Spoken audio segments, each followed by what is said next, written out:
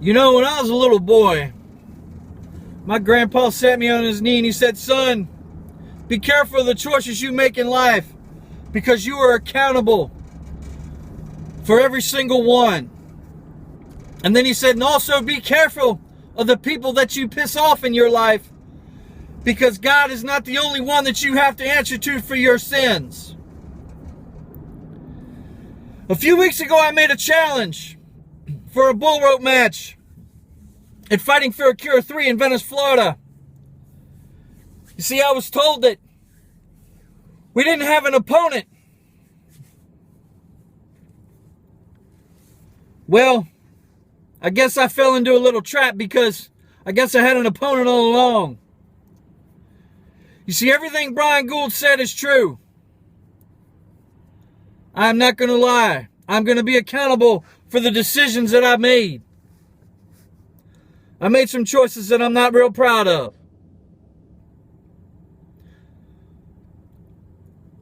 You see, I don't have any excuses. Only a reason.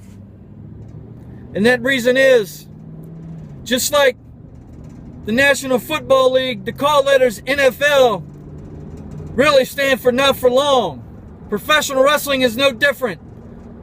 This is a not for long business.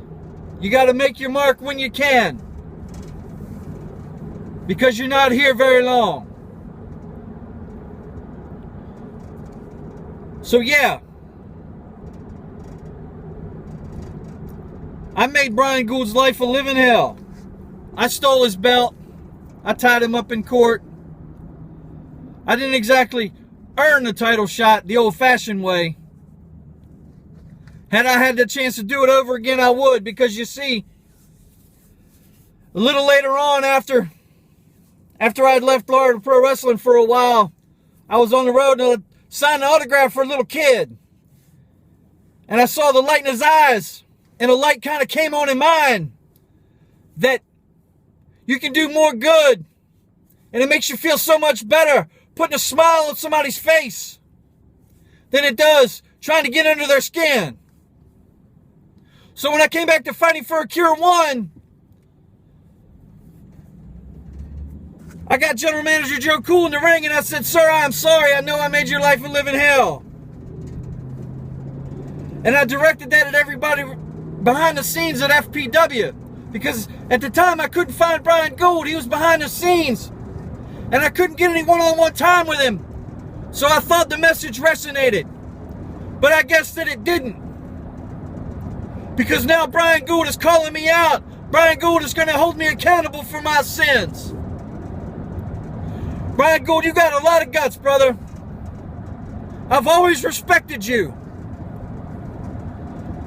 Whether we were fighting in court or whether you were trying to take the title off of me, whatever you were trying to do, you didn't back down. So I guess I should have expected that you would be the one to answer this challenge. You want to fight? You want to fight me at Fighting for a Cure 3 in Venice, Florida on August the 13th? Brother, you got it. But like you said, this ain't going to be no normal wrestling match. This is going to be a fight. You and me are going to be tied to an end of a bull rope. And you know the object of the game. We're going to leave it all out there. And if you want me to pay for my sins with my blood, my sweat, and my tears, I'm willing to do it.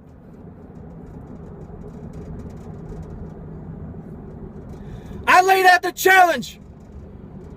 You accepted. Now let's get it on. But when it's all over, it's going to be all over. No matter what happens in Venice, Florida on August the 13th, I'm going to look at you. I'm going to look you in the eye. And I hope that you would do the same thing. And you're going to shake my hand. So I'll see you in Venice, Florida on August the 13th at Fighting for a Cure 3. And one more thing. Ask yourself, as you're getting ready for this match, as you're training hard, as you're running those laps, as you're lifting those weights, as you're doing whatever you got to do to prepare. Ask yourself one question, Brian Gould. Ask yourself, who that saying they gonna beat Big Country? I'll see you at Fighting for a Cure 3.